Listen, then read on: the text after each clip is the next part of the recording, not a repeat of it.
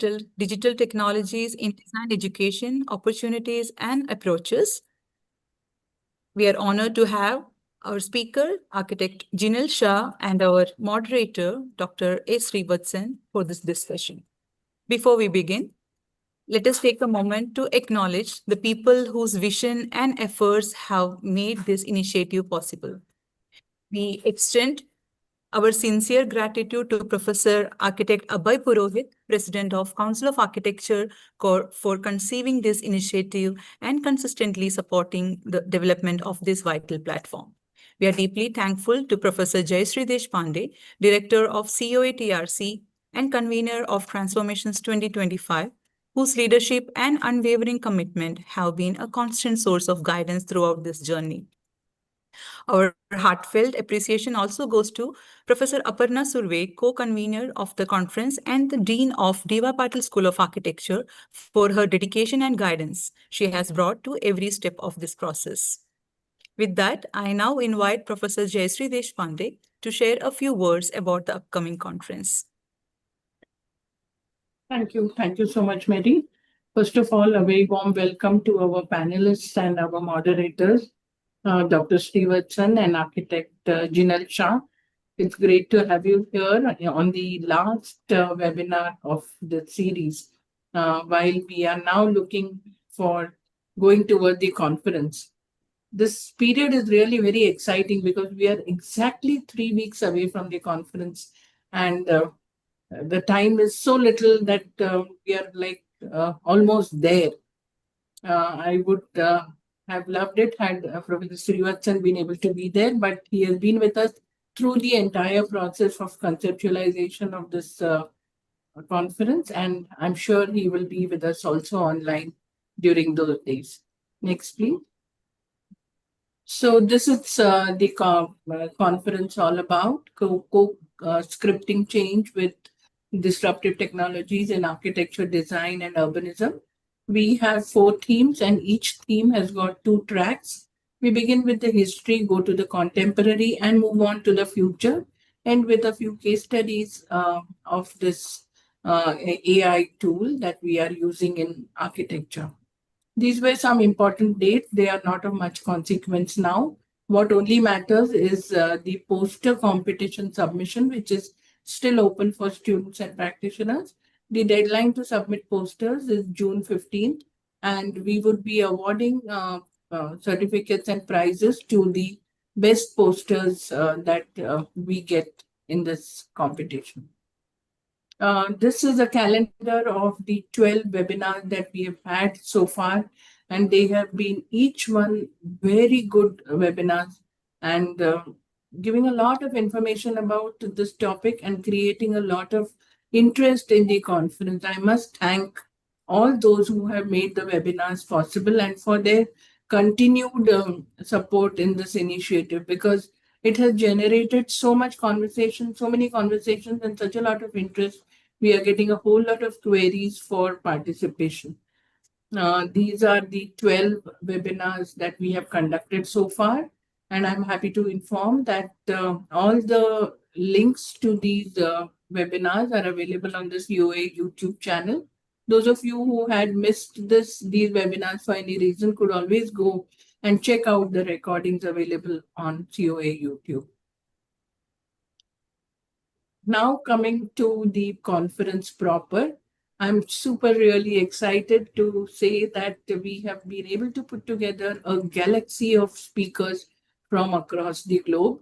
We have got almost 20 speakers from abroad and India, representing the top architectural practices who have been using AI consistently. So we have architect Shajay Bhushan from Zaha Hadid Architects. We have architect Olivia Poston from Norman Foster Institute. We have architect Yao Albuquerque from Big Architects, and we have Dr. Sergio Porta from University of Strathclyde. So in addition, these are the 4 keynote speakers who would be coming to deliver their talk in person on the first day of the conference. This also gives an exciting opportunity for all our participants to interact with them and share their own experiences with the top people in this field. We also have a whole lot of plenary speakers, many of them from overseas and some of them from India, who will be talking to us in person over the next 2 days, that is 27th and 28th. And I'm hoping that the 3 days of the conference will really have a very huge takeaway for all the participants. Registrations are still on, and you can check the conference website for details of registration and join us, please. Next, please. Yes, this is almost the same matter. Yes. There are a couple of activities that we have planned as part of the conference. There are two workshops which are going to be offered complimentary to people who have registered for the conference. These have got limited seats, 40 each, and they are filling up very fast. So please do register for the conference. And at the time of registering, you will be getting these two options. So you can please select which option you want and join the two workshops. The workshops are going to be conducted 1 and 2 days prior to the conference. So the urban planning, master planning and urban process workshop will be on the 24th and 25th of June. And the other workshop, which is going to be conducted by Architect Krishnamurthy in digital fabrication, will be conducted on the 25th of June. So please do register and join us for these workshops. There is no payment for these workshops separately, but having registered for the conference, you only have to select whichever workshop that you would like to join. So the Seats QR will code be- displayed here can be used to register. Yes, and seats will be offered on a first come, first served basis. Then we have one academic poster competition, which we saw a couple of slides before. The submission deadline is I request all the participants to mute the mic.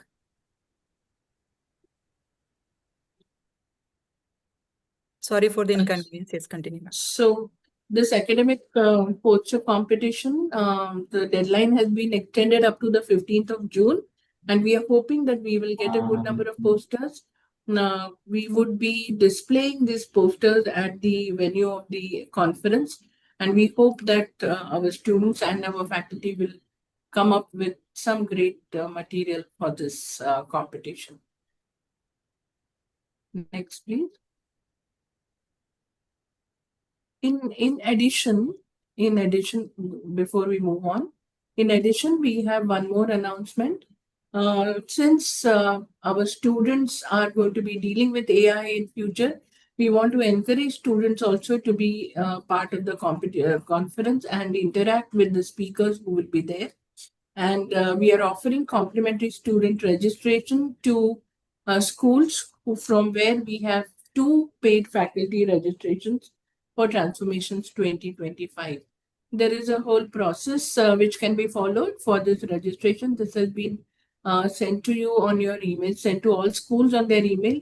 And I would request the participants who are representing various schools to please check out their emails and avail of the complimentary student registration for the conference. Thank you, Mary. We can move on. Yes, thank you. And now we come to the webinar of today, Digital Technologies in Design Education, Opportunities and Approaches. We have Architect Jinal Shah and Dr. Srivatsan with us for the day. Welcome.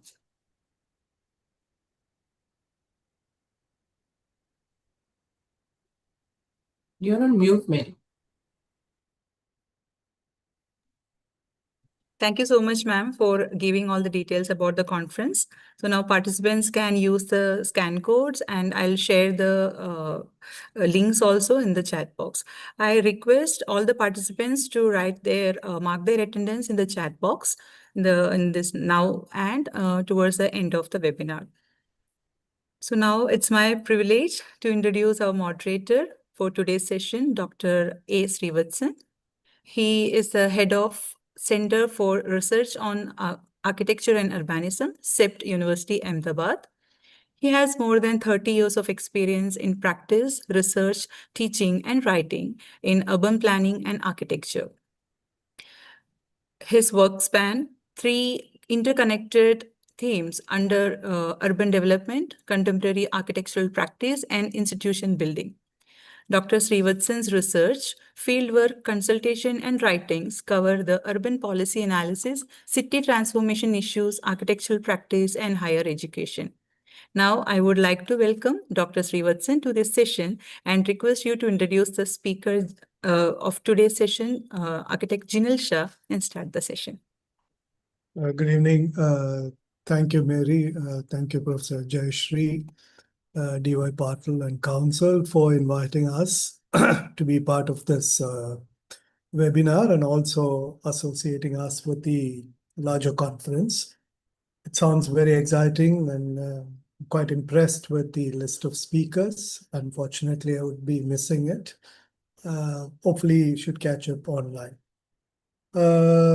Today, along with me is Jinal. Jinal is an assistant professor and she heads the Masters in Computational Design program. This is a very new program. It's been on only for the last few years.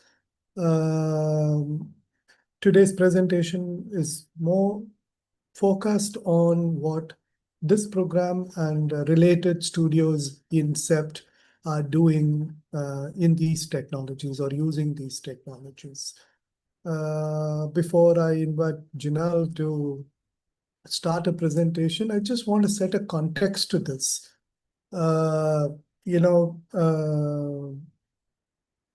If I look back and want to let you know what was the momentous moment in my last 40, 50 years, I would say probably the introduction of TV, because I lived the pre-TV and I lived the post-TV. So in my lifespan, that seems to be a very momentous point where suddenly things have dramatically changed. Social life changed. Entertainment is accessible. Cricketers are at home. Suddenly, a house with the TV becomes the most sought after house in the street. And that too if you have a color one. So there was a dramatic moment like that. I'm not too sure if you ask the present generation what would be the momentous one. Can't be. It could be something else. I don't know what they would say. But if I look at it parallelly in the context of architecture, practice and teaching, from such a perspective, I'm not able to pinpoint a momentous one after which the way in which we did architecture or thought about it dramatically changed. This is despite the fact that in the 2000, probably, I put together the first program in Masters in Digital Architecture in Anna University, and it ran for 5 years and folded up for various reasons. But even then, I wouldn't say that there was an epoch shift in architecture practice or for the matter teaching.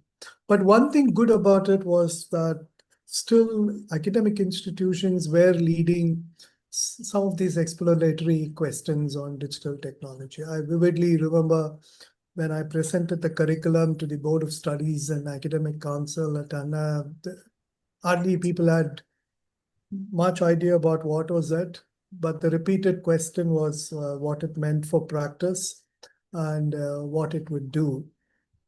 So I was able to convince, and this whole program was completely explorative. Nobody had any fixed curriculum, etc. But the point I'm trying to make is, in at least until 2000, academic institutions were leading the queries on digital technologies.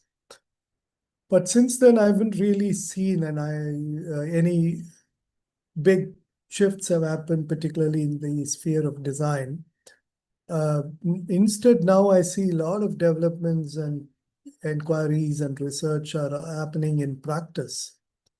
Now, academic institutions have to now catch up with practice in terms of their investment in technology, which is also good in a way because now we have to reconceptualize design education not as something which is exclusively away from practice, And particularly digital technology has forced tremendous, there's a big demand and pressure to connect with industry, because industry is way ahead of academics in leaps and bounds.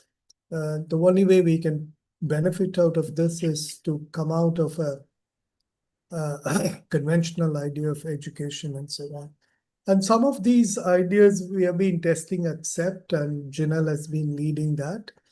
And we do have some conferences, etc. But I think our proof of our thinking lies in what we are doing, and which is what Jinal would walk us through. And apart from what those studios, etc., do and show us, there are larger questions about how do we integrate this technology? Why should we integrate these technologies? What are the forms of technology? What are the challenges, and so on and so forth? And what is the best way to do that? Okay, because institutions today are quite limited in its resources. So how do we take up something like this, which could also be resource intensive? So these are some of the questions which we can discuss at the end. And Jinal has structured a presentation to walk us through this. And she has a few summary points and discussion points at the end. And I'll also join her at the end, and probably we can all have a good round of conversation around some of the issues that she may raise. With that, I would invite Jinal to start her presentation. Hi, am I audible? Yeah. Okay, hi, good afternoon, everybody. Thank you, sir. Thank you so much for this warm welcome. And I would like to thank Mary ma'am and Jayashree ma'am and the Council of Architecture for giving us the opportunity to present the work. So I would share my screen, and unfortunately, I have some net issues. So I'm just going to switch off the video for the ease of working.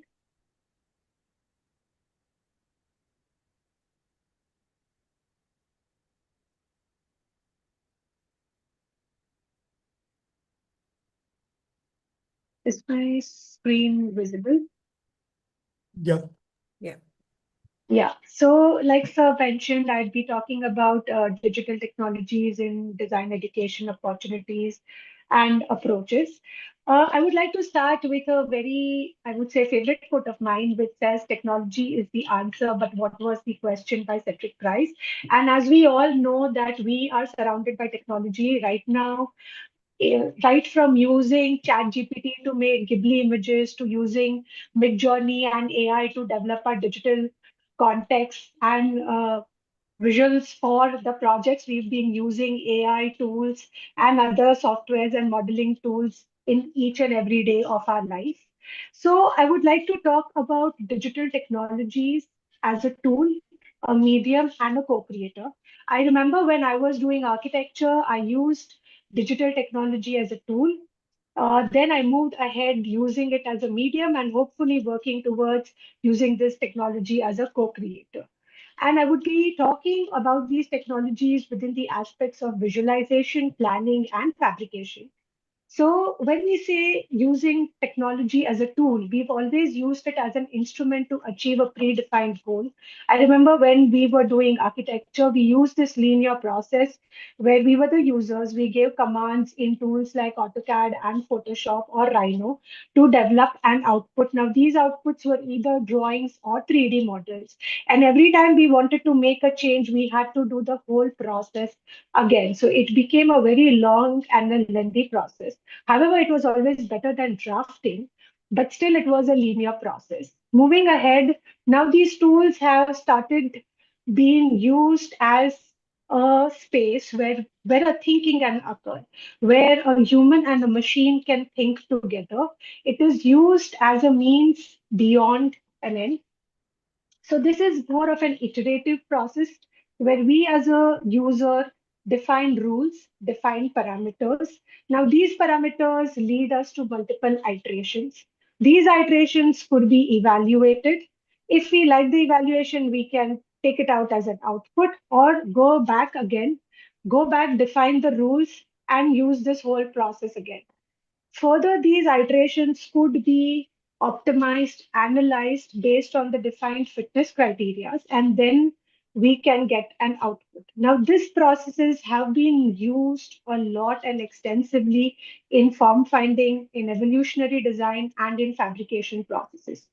To give you an example, we have used these kind of processes in generative design. This is an example where generative design is used to develop a housing project. Here, instead of drawing plan sections and elevations, a relation is developed between the design intent and the different rules and the parameters. Now, these rules are further evaluated based on the defined fitness criteria. Now, when I say fitness criteria, it could be as simple as understanding how much density we want the building to have, how much light do we want it to have, how much ventilation should be there, so on and so forth. So together, these rules and the criteria help us come up with new forms and new projects which we as humans might not have envisioned. So here the machine becomes a medium to help us think beyond what our capacities are or could be. And it also helps us generate a lot of analysis and data to evaluate how each of this project would perform if they were to build. Going ahead, beyond planning, these processes are also used in actually building projects. Looking at the domain of material computation and fabrication, new relationships are developed between the material behavior, the machines that we use to build the projects, and together it comes up with forms which might not have been so easy to produce if we were using pure analog techniques which we have been using past ages. Now, the other advantage is it also gives us new innovative solutions. It helps us optimize buildings with respect to its material, its structural strength, and its stabilities. It helps us come up with novel techniques of building new build forms. This is very evident in looking at, if you look at projects like Stratus Bridge by Zaha and DRG, where they have adopted robotic additive manufacturing, to looking at projects done by Samir Padora, where he's used very thin shell structures made with bricks to build large forms, to looking at projects which are recently done by Twasta, where they have harnessed the potential of robotic additive manufacturing to build on-site 3D printed projects. Now, each of these projects have harnessed the potential of this iterative process. It was not a linear process. There were prototypes made, they were tested, they were analyzed. What were the challenges were which were reiterated again, and that's how these projects have emerged. Now we have been using digital tools as a medium extensively past decades. But with the advent of AI, which has been the biggest paradigm shift in the history of mankind, I believe, right now, these technologies have started to become our co-creators. It has started, we have engaged in a dialogue between human and machines. It is no longer that a user is sitting on a laptop and giving a command and the machine is spitting out outputs. It's actually thinking with us, and it's an important and an integral part of the creative process. So to kind of simply put how the process works is we have a user, we define, as a human, we define a task. Now the task could be either I want to generate images, or I want to generate plans, or I want to generate a 3D model. The machine, based on a trained data set, it will evaluate the task which it has been asked to perform. After evaluating it, it predicts certain outputs. Like, for example, when we use Midjourney, we get series of images based on the prompts that we've given. I'll show you a couple of examples going ahead. Now, a human or maybe a machine can interpret whatever the outputs that we've gotten. If we like it, then yes, that could become an output. If we feel no, it's not what we want, we go back again, we redefine the task, we redefine the prompt, and the whole process goes on again and again.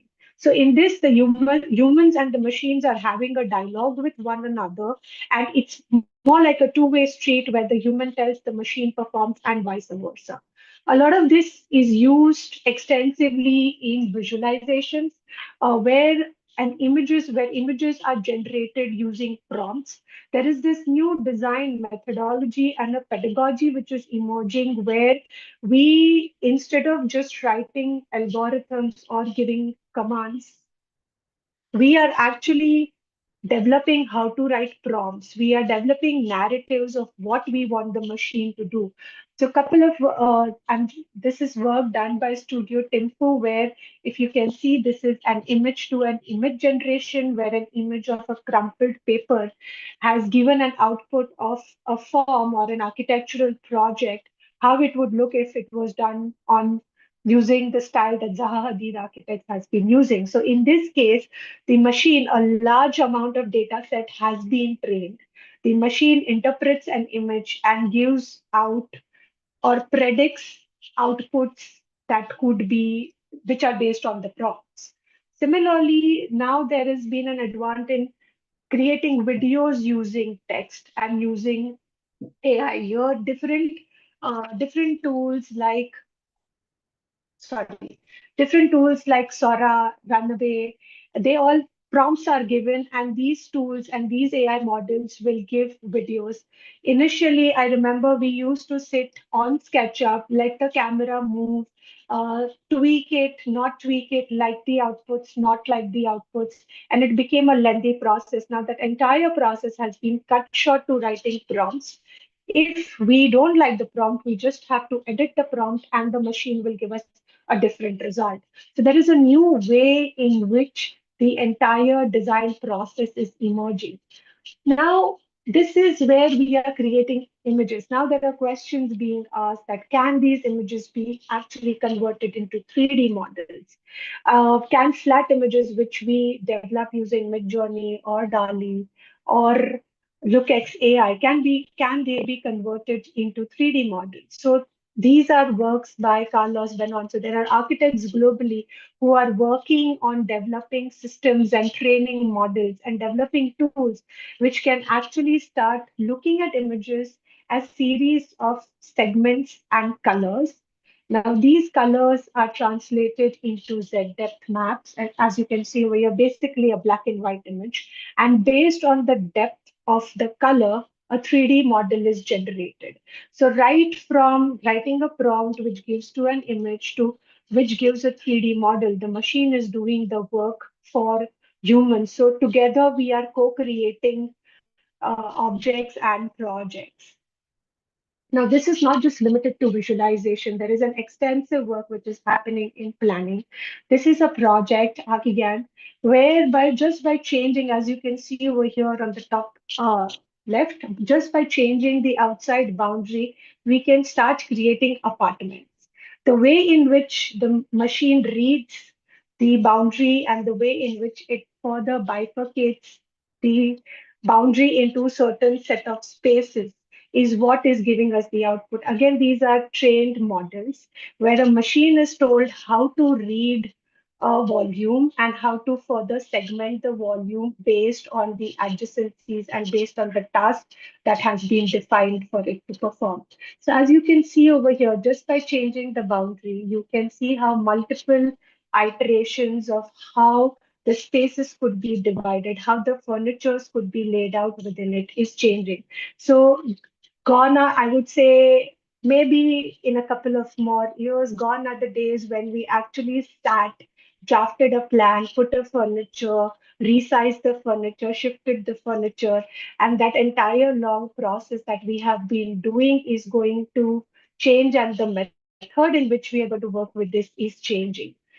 Further, this is further extended. The boundaries are pushed by tools like Autodesk Forma and Finch 3D. So Autodesk Forma is an AI-driven cloud computing tool which gives us a life. It gives us a 3D model, and when integrated with Finch 3D, it can actually generate right from massing models to individual floor plans to furniture layout. And over and above this, also tell us that how by changing one parameter, the design could be optimized, or how efficient a design could be. So in this, the machine is thinking for us. The machine is telling us that maybe instead of having two flats on the floor, you should have 3. Maybe instead of having the height as 10 meters, 70 meters, it could be 90 meters. And simultaneously, it is telling us what the efficiency of the building is going to look like. So this is where, again, there is a dialogue between the human and the machine is also doing a lot of thinking for us. And similarly, machines have also started working, the digital tools and technologies are working as co-creators, even in fabrication. This is a project by ICT Stuttgart where the robotic, they understand what is the actual material property of the bamboo at every given stage. And by understanding the material behavior at every segment, it gives a live data, and that's how the structures are built. So here the machine is giving real-time feedback, and that is how the structures are being made. So the entire process of using digital tools, digital technologies from tools to medium to a co-creator has changed the way in which we are adopting these design processes and how the practice of architecture and design is changing in today's time, and it is changing at a pace, at an unprecedented pace right now.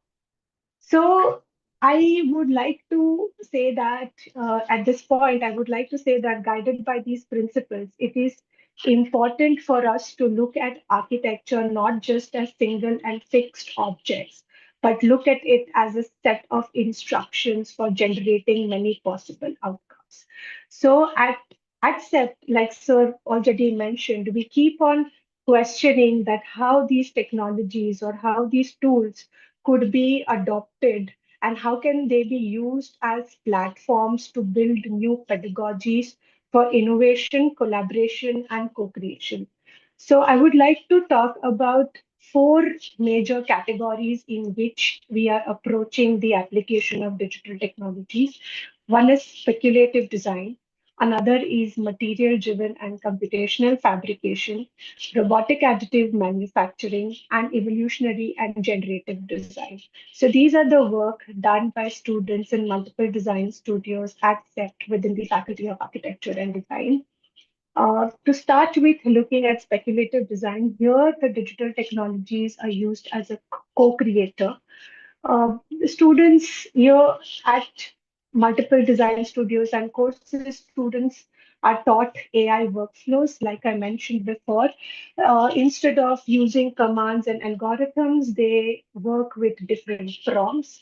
They work with the different tools, like these are the images generated using DALL-E, Midjourney, and Comfy UI, where the prompts become an important part. So they are taught how to develop narratives or how to use these narratives to build their projects or the images that they want.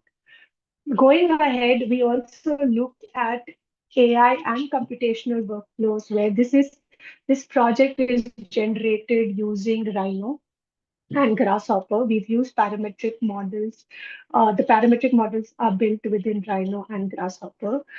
These objects were laid over a base image using Comfy UI, and then by using prompts, the students have generated multiple images. Now, these images become the foundation for them to develop, ideate, or their design projects. And this is how these workflows are then further adopted within design studios, where they start developing objects. These objects don't necessarily have to be the typical architectural objects that we see day to day. These are objects which are generated through building narratives. These become a kit of parts which then are built together. They form a new architectural language. Instead of looking at architecture as plan sections and elevations, it is looked at as a compilation of objects and looking at what these spaces are emerging. How do new spaces emerge through these kind of design process? So these are experimental studios, which helps us develop new languages of architecture.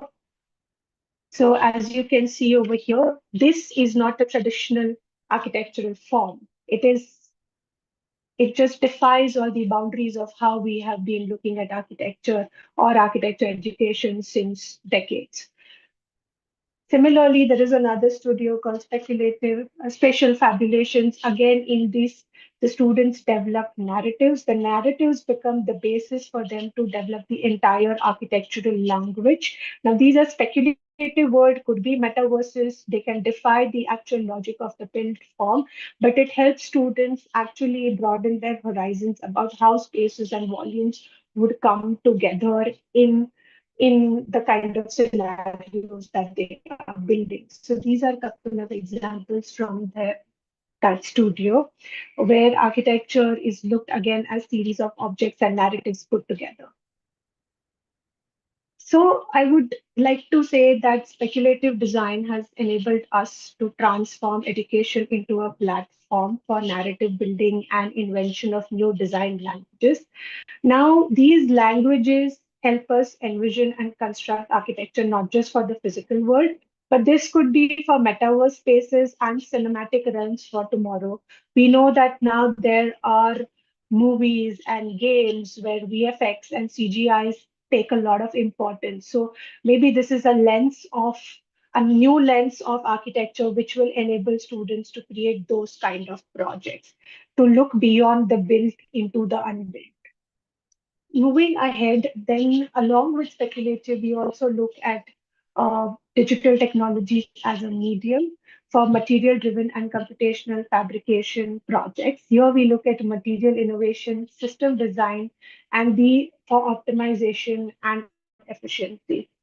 It's a very hands-on studio methodology where we look at an integrated approach where the material, the system, and fabrication work hand in hand. When I say material, it could be material like wood, MDF, fabric, fabrication processes like 3D printing, laser cutting, and CNC, and systems like curving and kirigami. I'll show you an example of students' work from the studio. So in this, what we have tried to do is look at surface manipulation by looking at the material. So to give you an example here, the material used was plywood. The fabrication process was using laser cutting and CNC, and the system used was curving. So what this enabled us to do was fold a big 8x4 plywood sheet into a shell form like this. Again, so this is looking at surface manipulation. Similarly, these are experiments which are conducted by students in the studio, in the design studios. Here we have tried 3D printing on net, where a simple flat net, very flimsy material that we use in designing clothes, by 3D printing on it, it can actually enable us to give forms. As you can see over here, there is a simple jute fabric on which the student had applied, I believe, glue, and then that was translated by 3D printing on net. So it also enables students to understand to work with different mediums by using fabrication as a core. Sorry, I'm so sorry. So as you can see in this video, these are series of different experiments done by the students, which again helps them understand the interdependency between material. They understand the material behavior, or what are the parameters of the fabrication, and how this can enable them to develop new forms and new design ideas. Again, these are flat pack systems, so it also enables efficiency in design for assembly or design for disassembly and design for production. Moving ahead, these systems are then further taken into a lot of physical and digital iterations, where using parametric and computational tools like Grasshopper and structural tools like Karamba, each of these iterations are evaluated and then they are built. This enables us to understand and develop new material systems, innovate forms which are probably lightweight, easy to manufacture, easy to assemble. And going ahead, these computational techniques could be further adopted for the different categories of DFM, which is designed for manufacturing, designed for assembly, designed for disassembly, and designed for material optimization. So it also helps us to pause and question that where is it that the computational tools or the computational thinking should be adopted? How can it enable us to come up with new real world innovative projects? So this is a project done by the student of Masters in Computational Design, where he adopted the principle of uh, computational fabrication. As you can see, in this going ahead, he has designed a mold using a simple technique of slip casting, which has been used in India since decades. But the mold is designed in such a way that just by changing the central pieces, multiple forms could be achieved. So instead of it is using computational thinking at fabrication process and not just at form finding. So as you can see in this video, it's just one mold, but it can give you multiple outputs. So this enables us to achieve mass customization and further reduces, I would say, the cost that goes in building.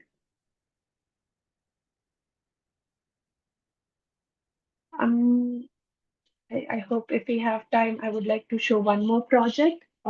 Again, in this is a project where the student has, like how we have terracotta tiles. He has designed a terracotta, like a tile, which is, it is a self-assembly system. Just skip to the end to explain. So again, a simple manufacturing process has been adopted, but this process has enabled him to produce a module which self-assembles both in X and Y axis. So the entire process of actually using concrete to join the bricks, like how we've been doing traditionally, is removed. So this becomes a project. The module itself becomes a structural element which can enable us to develop large-scale shell structures. So it is important to understand and question that how do we use these tools? How do we use this computational thinking?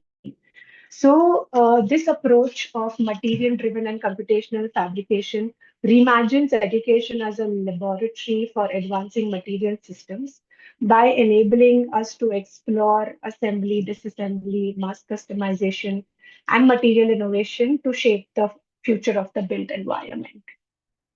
Going ahead, we've also started looking at robotic additive manufacturing, which is a fabrication-driven design, and this project again was conducted by students of the computational design program, and this was an industry academia collaboration. So in this robotic additive manufacturing, there were three categories where they looked at system design, a tool path design, and the material and production. So these were the larger three subsets of looking at this design methodology. So in system design, the student has developed a design problem, developed a series of models with a kit of parts which could be assembled to build the project. Going ahead, designing, and actually, as I said earlier, evaluating and optimizing that how each part or how each kit of part would be assembled and how it should be optimized.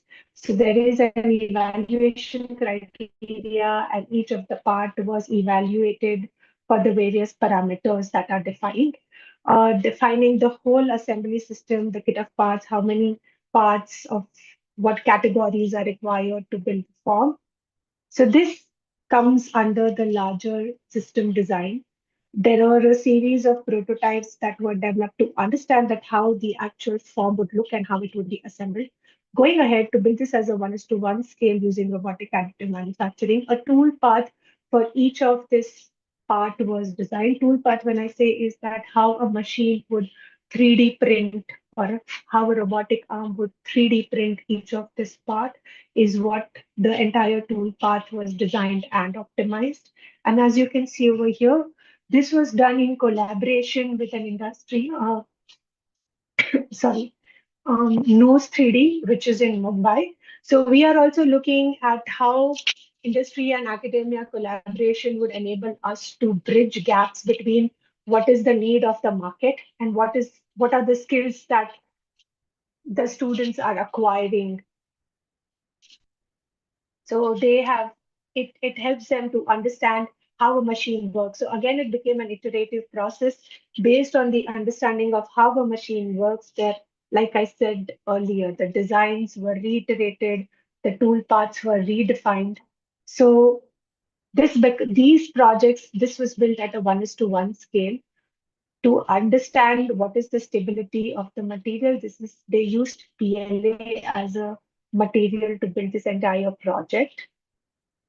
There was another collaboration with Vasta where students experimented with 3D printing of concrete. So as you can see over here on the left hand side, the students went and um, they worked at Vasta for 15 days. They understood how a robotic arm works, concrete being a structural material. It is very important to understand that how each of these layers act when, so the height of this uh, wall is almost 2.5 meters. So when you want to print something digitally, everything is possible. But when we start actually executing it at 1:1 scale, and especially for a form which is not linear, which is a double curve structure, there are multiple challenges which they had come across while building this model. As you can see over here, I don't know if you can see my mouse, but if you see when there are certain overhangs while 3D printing, the structure starts collapsing, the layers start collapsing. So we realized that through industry academia collaboration, building these projects at 1:1 scale, we actually understand that how these tools could be adopted to build actual structures. So again, this was a series of experiments that they had done at multiple scales, at trying to create openings, trying to create voids, trying to build uh, built these as modules which could be assembled. So also pushing the boundaries of practice. Like currently in India, 3D printing is being done largely on site, where the structures are more, I would say, linear. But the idea is to push boundaries and start achieving more complex forms using robotic additive manufacturing. And the last thing I would like to talk about is looking at digital technologies as a medium and a co-creator through evolutionary and generative design. Like I mentioned earlier, there is a studio where we have looked at generative design to develop housing. There are this is a project where the housing is developed as a living ecosystem.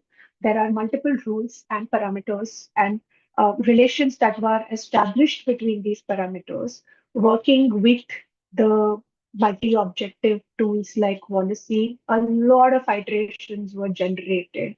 And then further, these iterations were optimized and evaluated based on the design intent. And the idea is not just to leave it at a theoretical or a generative process, but also start looking at if we want to adopt this into building actual houses, which we could build on site, then how is it that we should translate a generative design process into an actual buildable buildable design solutions. So the studio pushed those boundaries where from looking at it as a series of relations, these relations were translated into actual volumes and units which would start developing over time. So also looking at housing as a living ecosystem where as the density increases, the volumes could start expanding or contracting, and these are all efficient solutions to build over time. Similarly, this was another project where looking at farming as a habitat. A lot of evaluation criteria were defined, and the projects were, because when we talk about farming, the intent is that your built form should respond to the environmental criteria, like how much sunlight is it getting, how much ventilation is it getting, is the wind optimum. So based on those criteria, a lot of iterations were generated, and then further they were further resolved to, if we want to start building these as actual architectural forms, how would we start doing it? So as you can see over here, as a final output, the entire project was developed as a buildable solution. So in this, we are looking at emergent and generative design, um, the way it could reposition education as a catalyst for computational explorations using algorithms and data-driven processes to generate, optimize, and adapt design solutions for a dynamic built environment. So to sum this whole thing, we believe that we have started moving from drafting to algorithms, looking at rule-based design, coding, procedural generation. From tools, we have started moving to thinking systems, looking at computational systems, looking at systems design. From defined outputs, like when we use digital technologies as a tool, to actually now using them as emergent processes, where we look at generative design, optimization, iterations, which will give us outputs. And from a human only approach to design to a human and an AI approach, where we use tools like ChatGPT, DALL-E, Midjourney at multiple scales and in multiple ways. So education going forward, now the question is, we are still using tools the way it has been designed and we are adopting that tool. So is there a possibility that instead of just adopting tools, can we start building these tools? So as a part of the program, we have also started developing plugins and UI, which would actually facilitate the design process even more. From this is something where we are looking forward to building from rule-based design to look at data-trained design. So because when we use tools like Policy, or over time when people go on site and collect data, we have a lot of data that we already have. Then can our design methodologies actually give us the opportunity to train and build these data sets, which could then predict what a new design language could be. So then from defined procedures, we look at predictive models, like see what would be the most optimum design solution. So our vision to achieve all of this is to build the capacity, build the skills of the faculties and the students, which we think is extremely important. Look at interdisciplinary learning where architects, designers, I would say also computer engineers would collaborate with one another to build a new design process. Work towards building a center of excellence where we look at applied research and design, which starts trickling into different design studios and which would help us push boundaries of design practice, and look at industry academia collaboration to bridge the gap between education and practice. So this is largely what we have been doing, and this is what we aspire to achieve and look at uh, look at higher possibilities of design education. So with that, I would like to end the presentation, and thank you. Thank you, Jinal. There's just a glimpse of what's happening here. So the larger points for education is this. One, what if it is done in computer, it doesn't make it digital, correct? That's the first point. So it is very data driven, and this data is essentially nothing but in common language, we could say as case studies. And when you use the term generative, these are basically self-learning mechanisms. So you train the machine to model and predict, etc.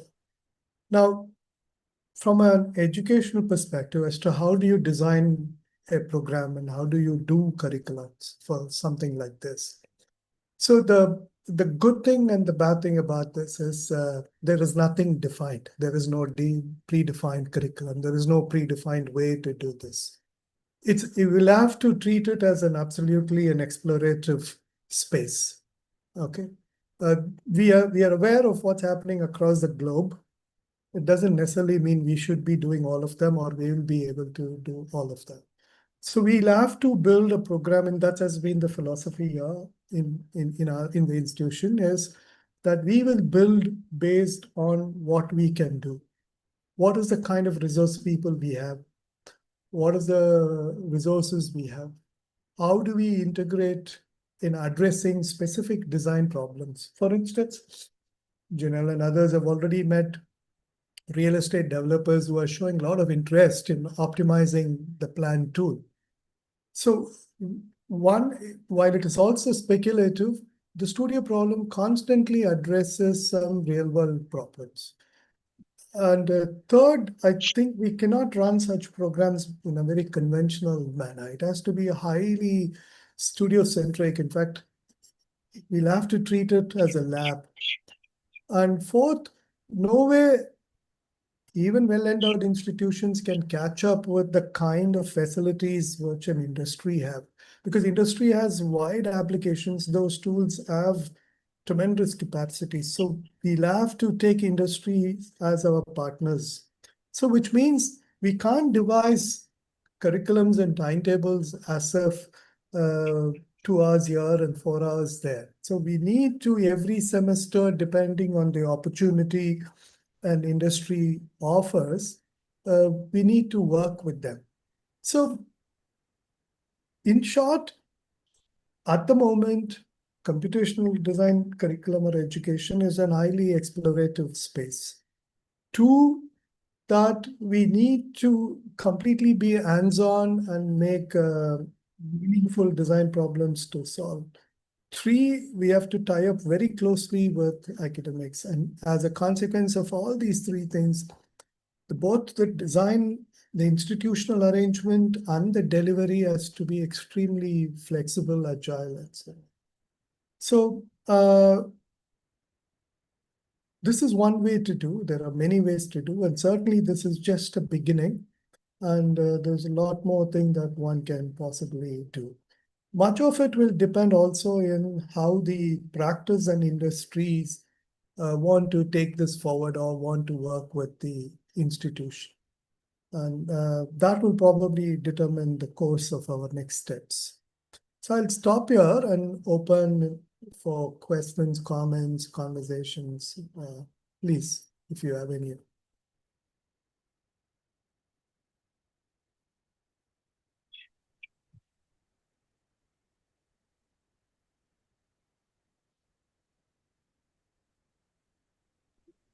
If you have any questions, I request you to type it in the chat box, or you can ask the question.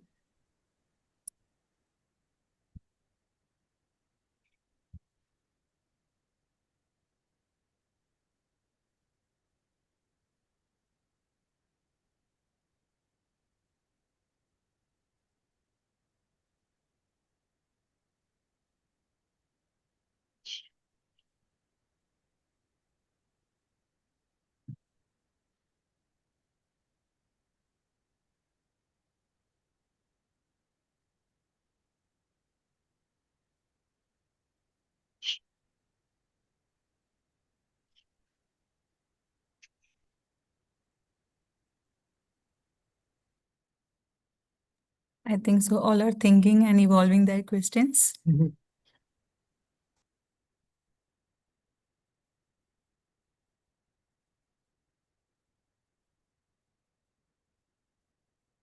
Okay, please feel free to mail or contact us later if you have any queries, and I'm sure Jenna will be very happy to show you around if you are in CEPT. And okay, there's a question there. Tavesta, which are industries as well as firms involved in computational design? Jenna, you want to take that?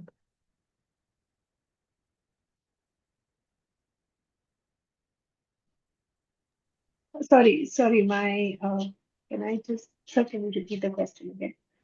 apart from FOSTA, which are the industries as well as firms.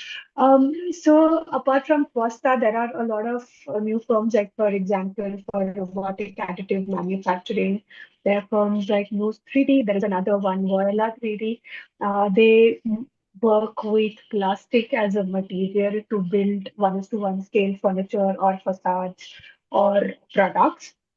And if your question is about beyond fabrication, then we have a lot of architectural firms run by architect Nuru Karim, Sameet Padora. We have firms in Ahmedabad which are run by and headed by Jwalan Mahadewala, Heloni. They are all working with computational design in design practice and education as well.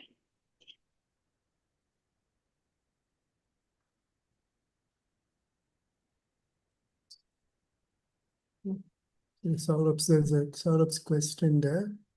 I want to ask, what are some practical steps design schools can take to develop long-term collabs with industry, and what role does funding play in the same?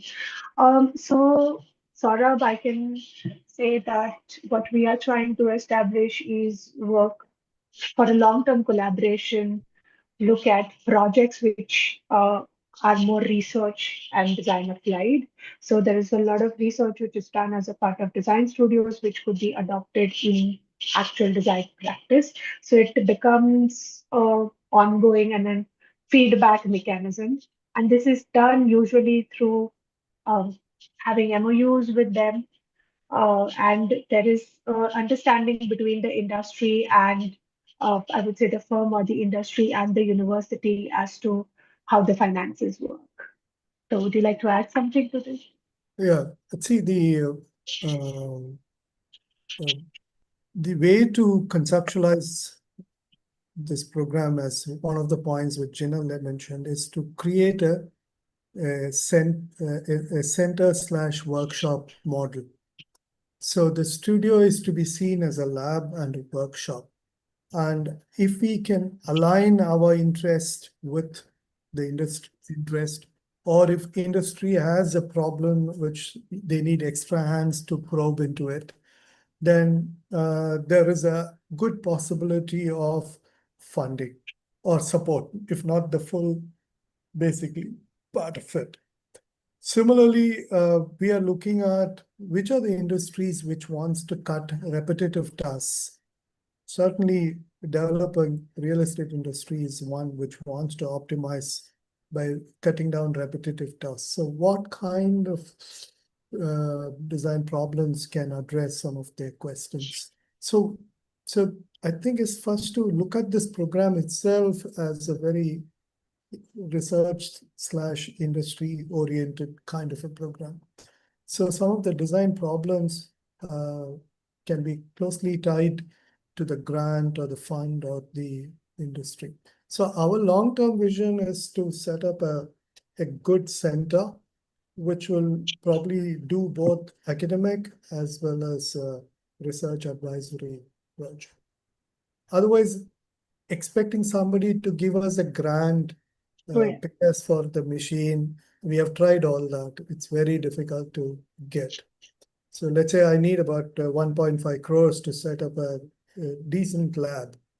No one is going to give me money as a fund, okay, as a grant with no questions asked. So we need to generate, we need to show so we'll have to think about this a little more as an entrepreneur. So we can't conceptualize this program as a purely an academic program. In fact, this would apply to any program, but this more so. Also, I think one important aspect that we've also realized is, while for a long-term collaboration, the way you conceptualize even a design studio, it is important to understand that what is the need of the market, because that is when that could bridge the gap between the industry and the academics. Like the projects done in the studios could actually lead to application in practice and vice versa, to understand what is the need of the practice and see what are the kind of avenues in which we could conduct research.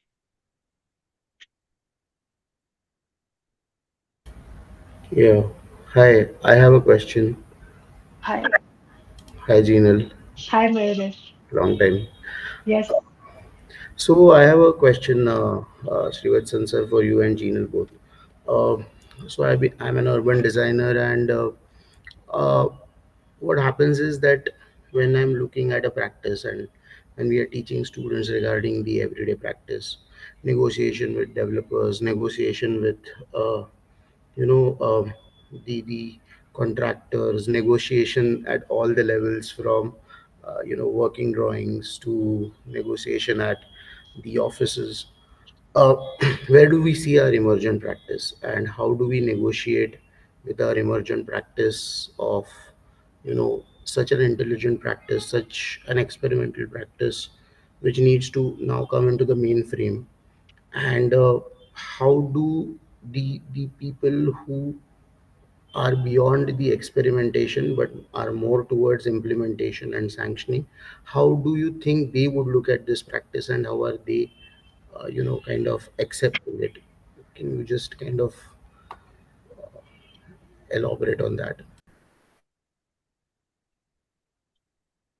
Okay, I mean, I happen to go to a small farm in Chennai, and they had developed an in-house small exercise. It's a regular farm, okay, but they were quite curious to know.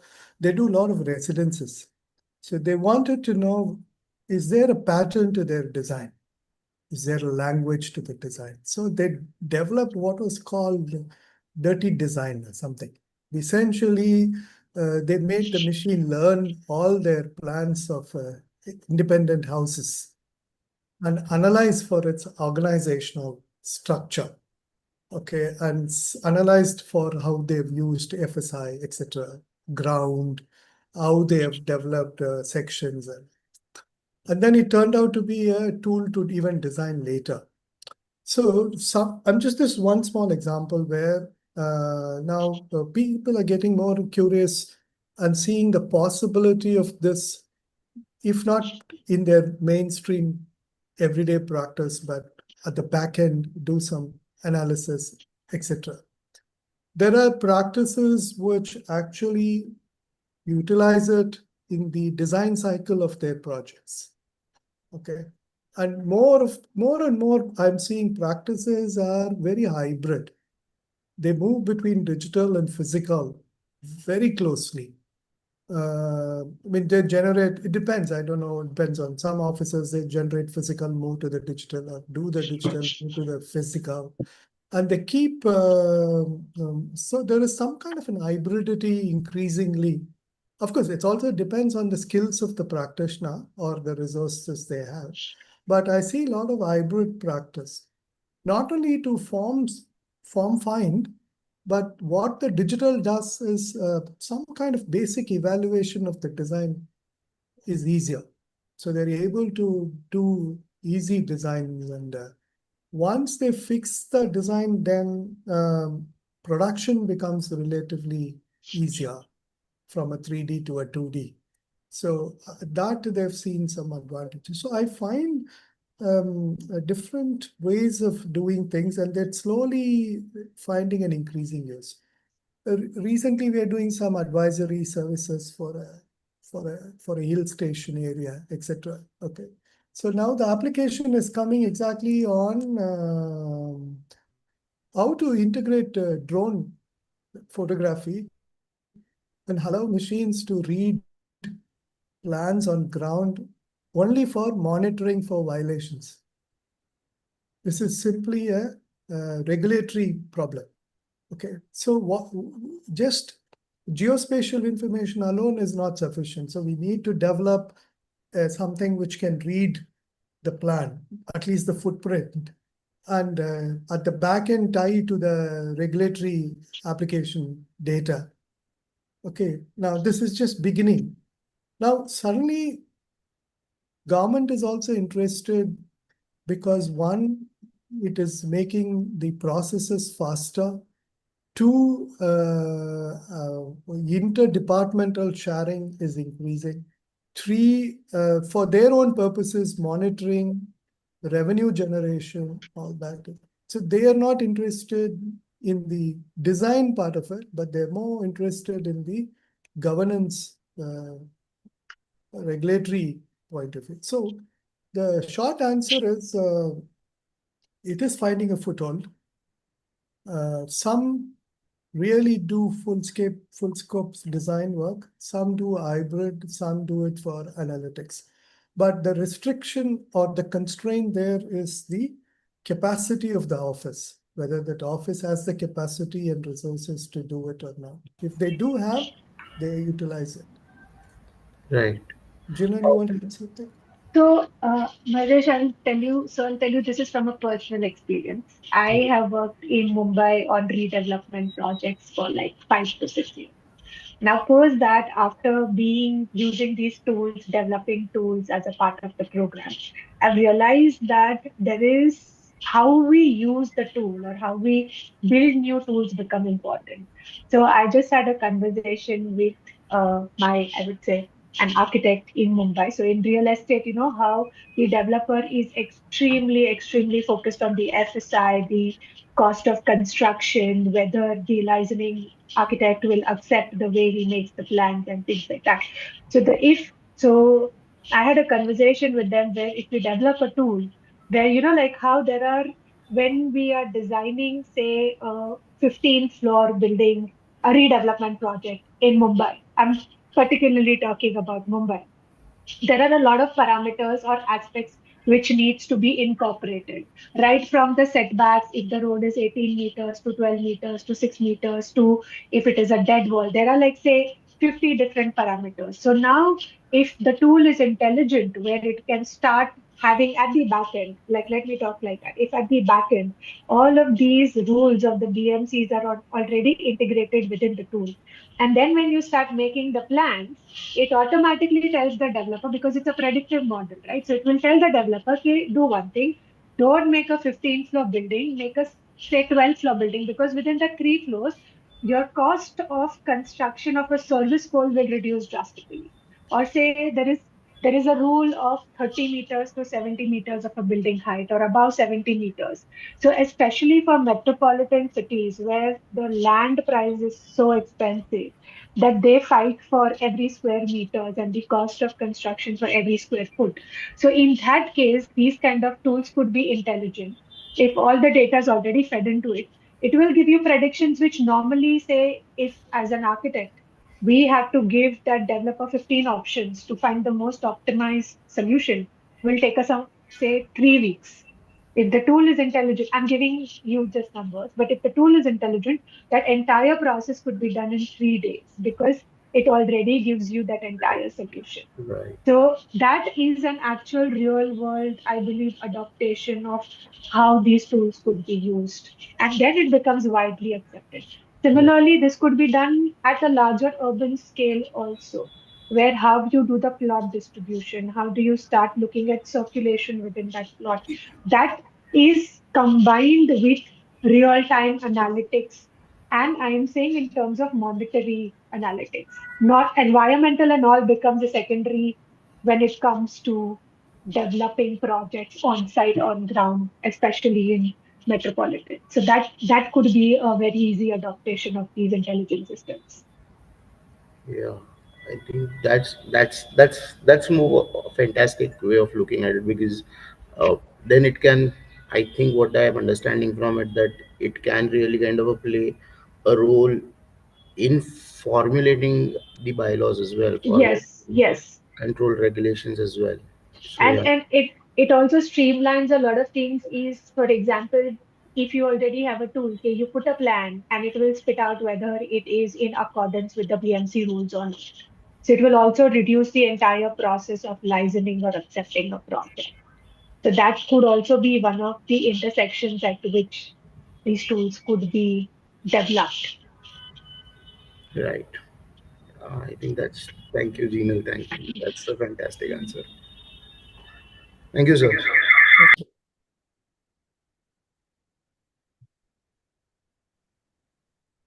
Hi. So I have a very basic, simple question. We have we have seen during this webinar series also, we have seen multiple advantages of this AI tools. So I want to know about the limitations of AI tools. And we have a practice of teaching, following a certain methodology in teaching the students. And all students we see, we teach them to develop their creativity during their course of education. So how this AI tools impact their learning and creativity skills? So as an educator, what all things we have to be very careful when we teach AI tools? See, I read the AI policy of the Russell Group of institutions in UK. These are premier institutions. They have adopted an AI policy. There's something in it for us to learn. First thing they're saying is embrace it. This is for the institutions. Embrace it because it is there. Everyone is using. So trying to think you can stop, first of all. Second, what they're saying is teach students to ethically use it. And here, ethical meaning, first of all, citation. Suppose if you're using some idea to develop, you cite it, you acknowledge it. Okay. And second, also for us not to fear, because using precedents, using some other building as a reference, etc., is very much part of our learning. Correct. So not to worry about that. Third, what they're saying is the problem here is access to these tools. Okay, can be disadvantages, and some privileged group can have more access, less privileged cannot have access. So those who can. So the responsibility of the institution is to provide common facilities.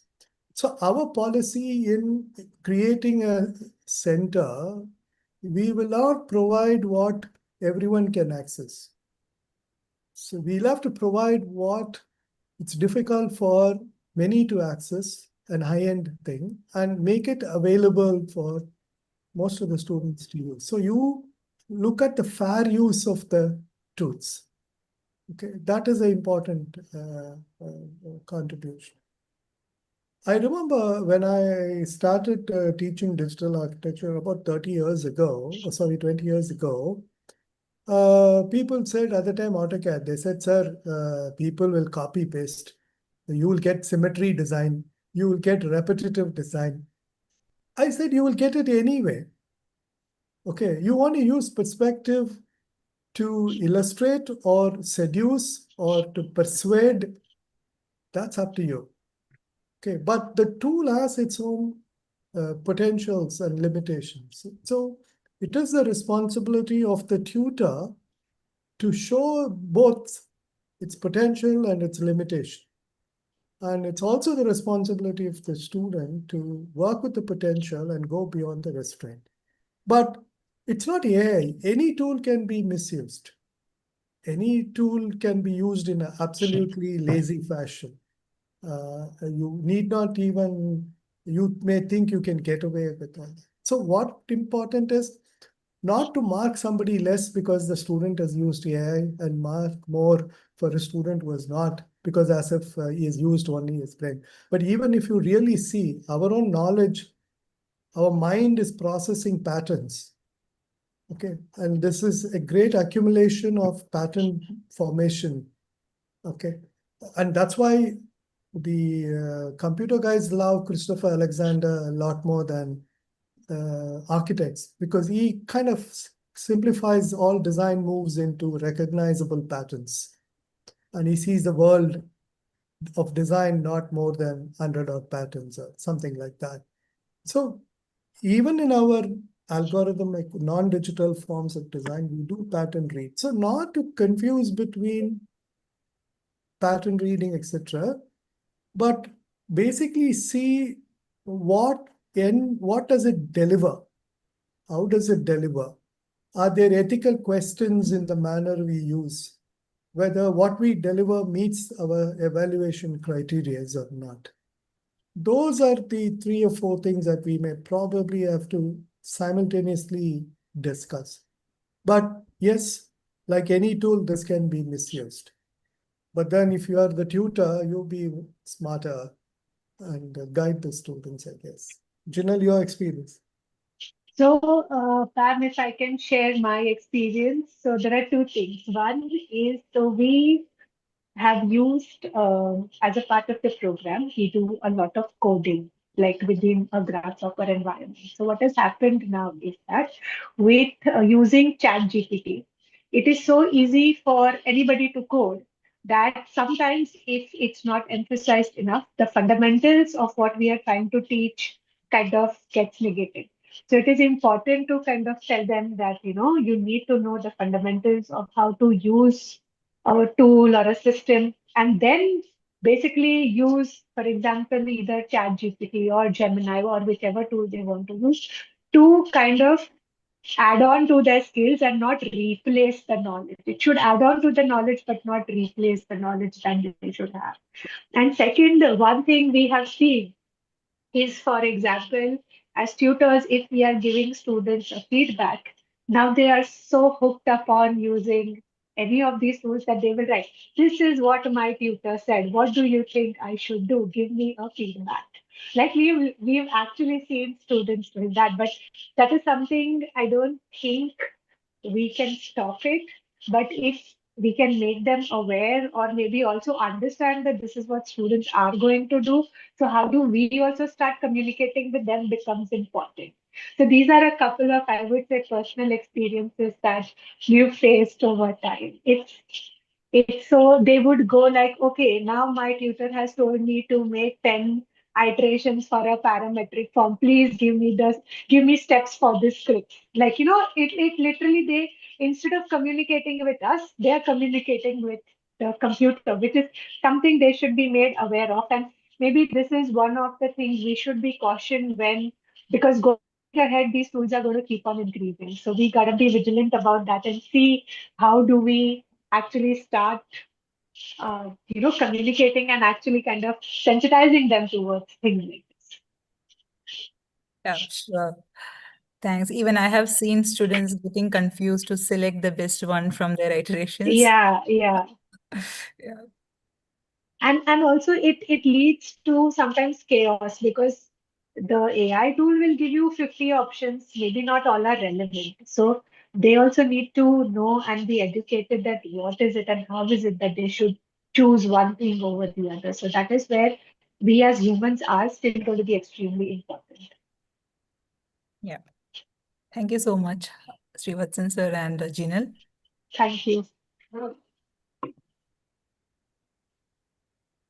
So if you have any, if others have any questions, can ask now, or else we can go to the conclusion.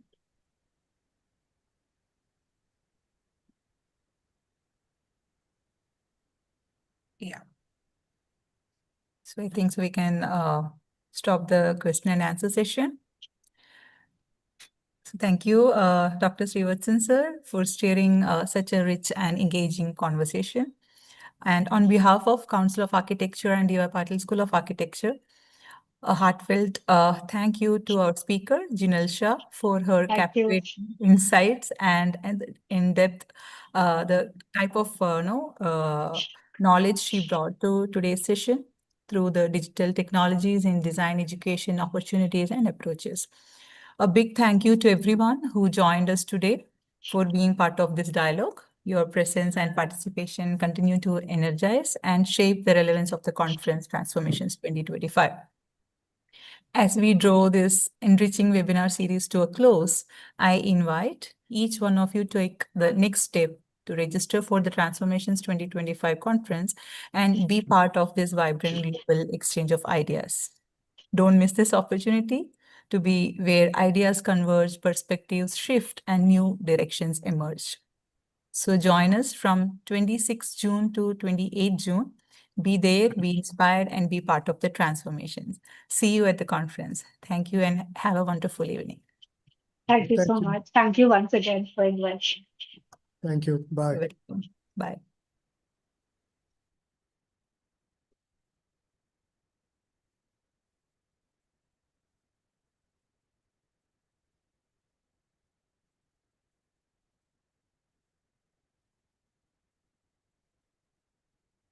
बरोबर.